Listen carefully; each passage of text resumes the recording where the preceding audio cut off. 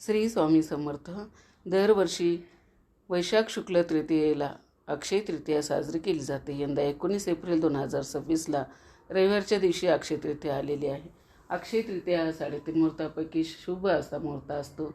याला स्वयंभू मुहूर्तसुद्धा म्हणतात.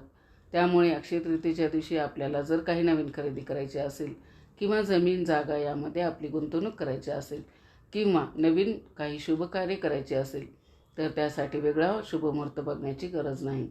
आपण दिवसभरात कोणत्याही वेळेत ही कामे करू शकता. अक्षय तृतीयेच्या दिवशी भगवान श्रीहरी, विष्णू, माता लक्ष्मी, त्याचबरोबर आपल्या घरातील जी व्यक्ती निधन पावलेले आहेत, ज्यांना आपण पितृ किंवा पूर्वज म्हणतो, तर त्यांची पूजा करण्याची पद्धत आहे. त्यांना नैवेद्य दाखवण्याची सुद्धा पद्धत आहे. अजून सांगायचं झालं तर अक्षय तृतीयेच्या दिवशी स्नान, दान, जप इत्यादी कर्मांना सुद्धा विशेष महत्त्व आहे. तर आजच्या व्हिडिओमध्ये आपण अक्षय तृतीयेला अक्षय कलश शास्त्रयुक्त पद्धतीने कसा भरावा व त्याची विधिवत पूजा कशी करावी व उत्तर पूजा कधी करावी अगदी सविस्तर व संपूर्ण माहिती तुम्हाला आपल्या या आजच्या व्हिडिओच्या माध्यमातून मिळून जाईल. त्यामुळे व्हिडिओ स्किप न करता शेवटपर्यंत नक्की पहा. यंदा 19 एप्रिल रोजी रविवार अक्षय तृतीया आहे.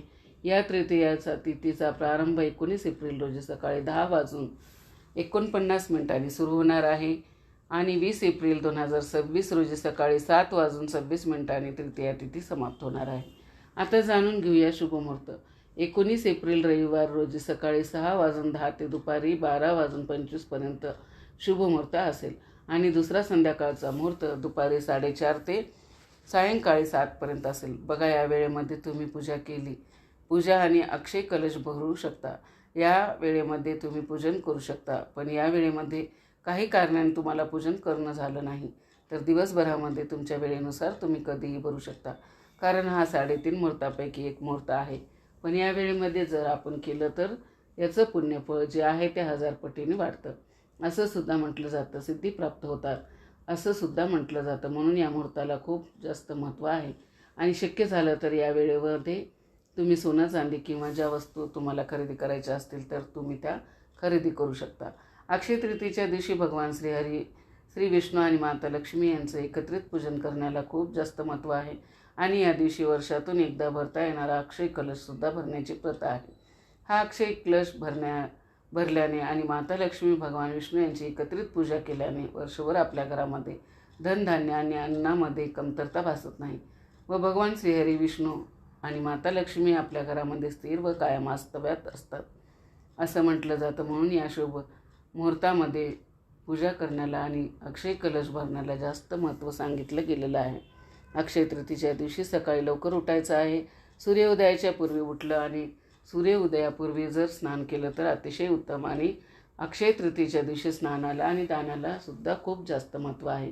या दिवशी जर तुम्हाला तीर्थस्नान करणं शक्य झाले नसेल तर घरातील सर्वांनी सकाळी स्नान करताना आंघोळीच्या पाण्यामध्ये थोडं थोडं गंगाजल टाकायचं आणि त्या पाण्याने स्नान करायचं आहे. स्नान झाल्यावर सूर्याला अर्घ्य द्या. तुळशी मातेला देखील तुपाचा दिवा आवश्यक लावा. या दिवशी लावायचा आहे. त्यानंतर मुख्य दरवाजा पुसून घ्यायचा. उंबरठ्याचं पूजन करायचं आहे. उंबरठ्याला हळदीचं लेपन करायचं आहे. दरवाजाला आंब्याच्या पानाचे तोरण लावायचे आहेत. मुख्य प्रवेशद्वारावर कुंकवाने स्वस्तिक काढायचं आहे. दरवाजाच्या दोन्ही बाजूला छानपैकी 2 दिवे लावायचे आहे. त्यामध्ये चिमूटभर हळद टाकायची आहे. गॅसची पूजा करायची. अन्नपूर्णा देवीचे सुद्धा तिथे पूजन करून घ्यायचं आहे आणि त्यानंतर मग आपल्याला देवपूजा करून घ्यायची आहे.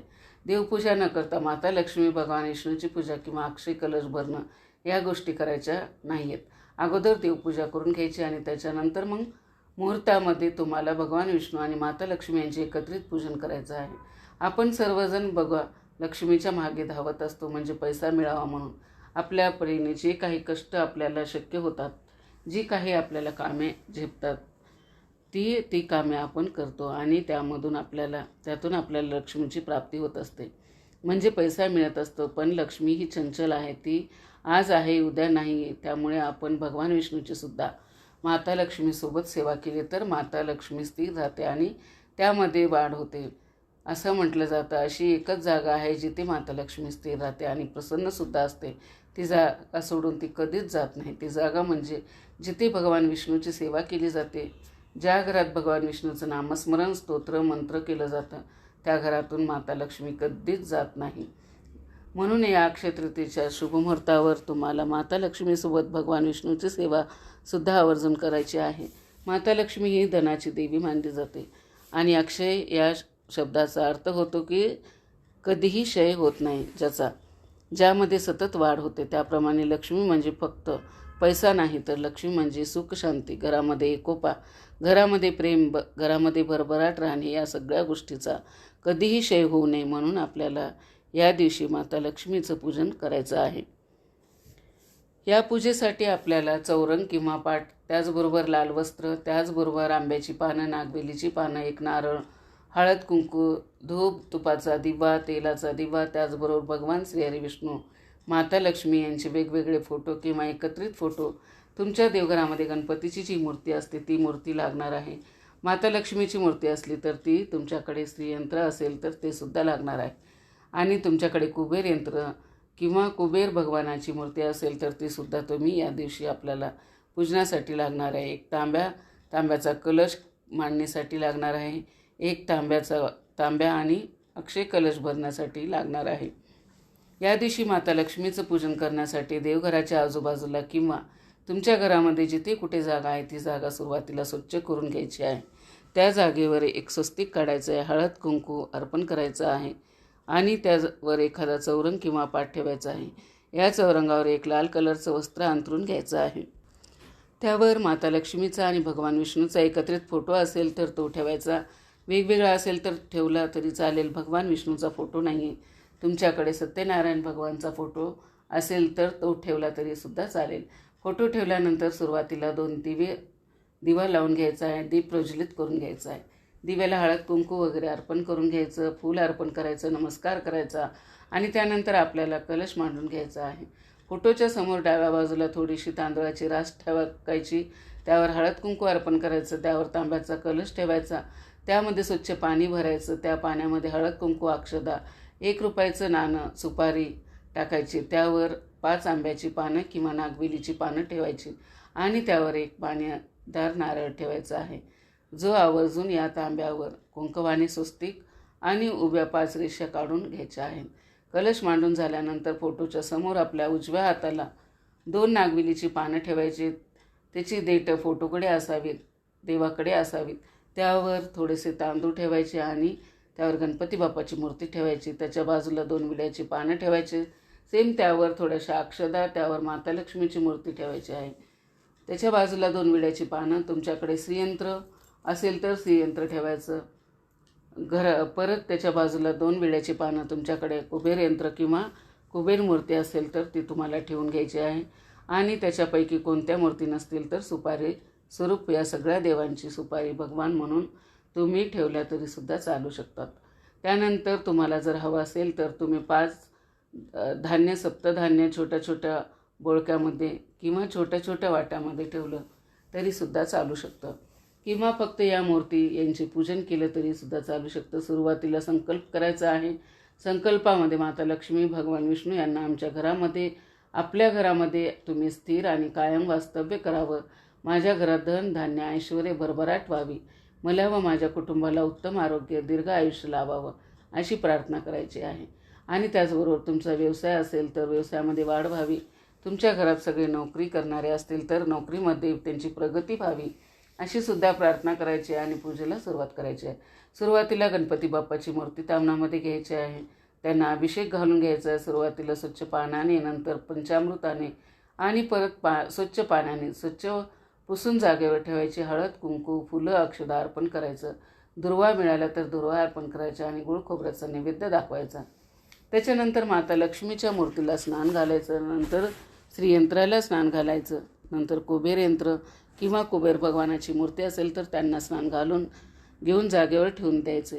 त्यांचीही पूजा करून घ्यायची आहे. जो भगवान विष्णू माता लक्ष्मीचा फोटो आपण मागे ठेवलेला होता तो आपण स्वच्छ पुसून घ्यायचा. त्यांनाही गंध, अक्षदा, हळद कुंकू लावून घ्यायचं. फुलं, हार अर्पण करून घ्यायचे आहेत. आता ही पूजा झाल्यानंतर आपल्याला अक्षय कलश भरायचा आहे आणि सुरुवातीला आपण जो कलश केलेला आहे त्यालासुद्धा हळद कुंकू वगैरे सगळं अर्पण करून नमस्कार करून घ्यायचा आहे. पण तुम्ही या दिवशी अक्षय कलश स्थापना करण्या अगोदर कवड्याच्या त्याचप्रमाणे तुमच्याकडे असणारे दागिने पैसे त्याची देखील पूजा करायची आहे. तर ती कशी करायची ते पाहूया. तर तुमच्या घरामध्ये कवड्या असतील तर त्या कवड्यांची पूजा तुम्ही या दिवशी करू शकता. तांदळामध्ये त्या कवड्या ठेवायच्या आहेत, पालत्या किंवा सुलट्या कशाही पद्धतीने तुम्ही या ठेवू शकता.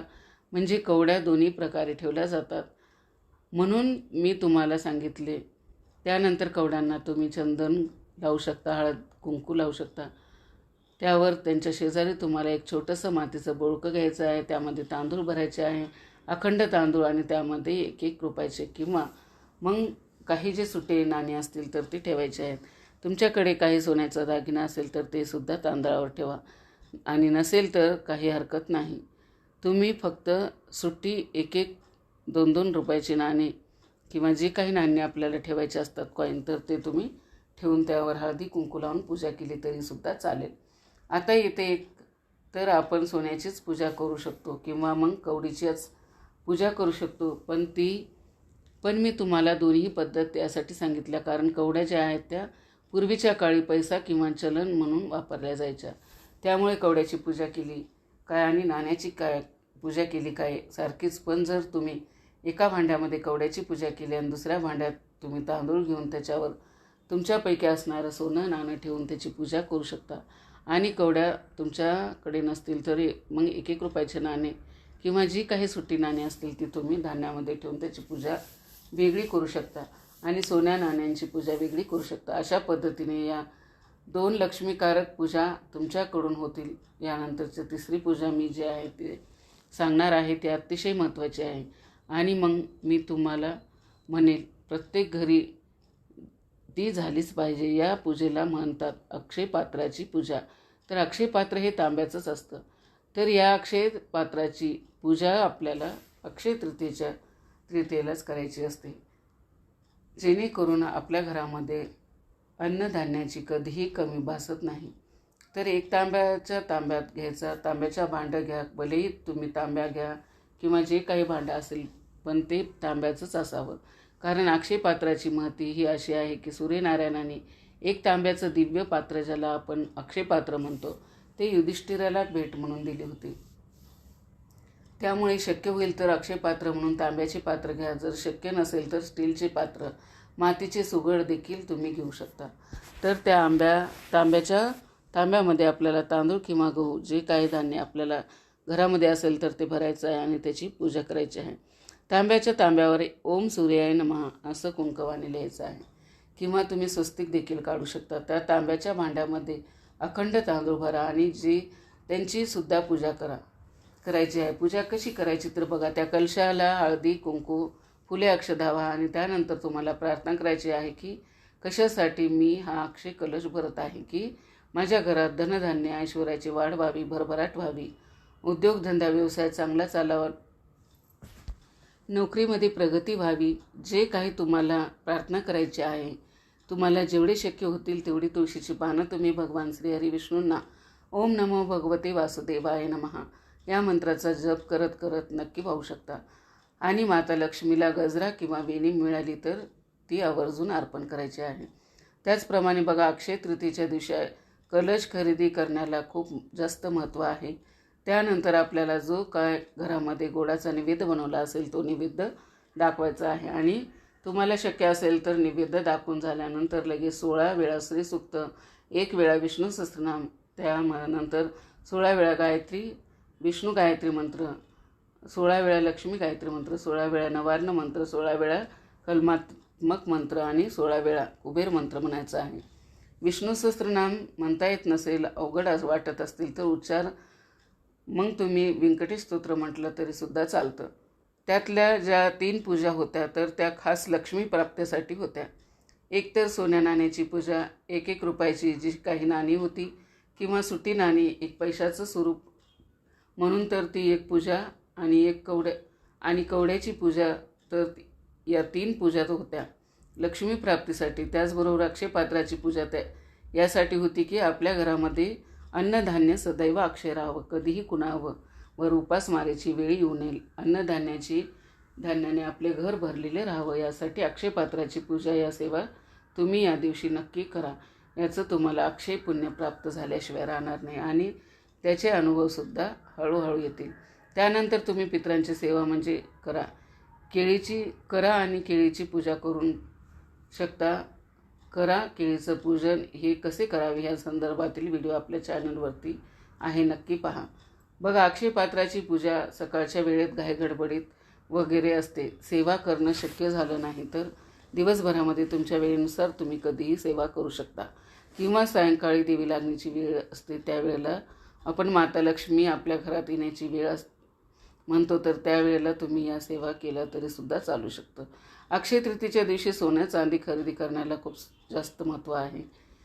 महागाईमुळे सोनं जरी खरेदी करणं झालं नाही तर तुम्ही तुमच्या देवघरामध्ये तुम्हाला काही वस्तू घ्यायच्या असतील तर त्या तुम्ही खरेदी करू शकता. अक्षय तृतीयेची जे आपण सकाळी पूजा केलेली आहे ती दिवसभर रात्रभर तशीच राहू द्यायची आहे.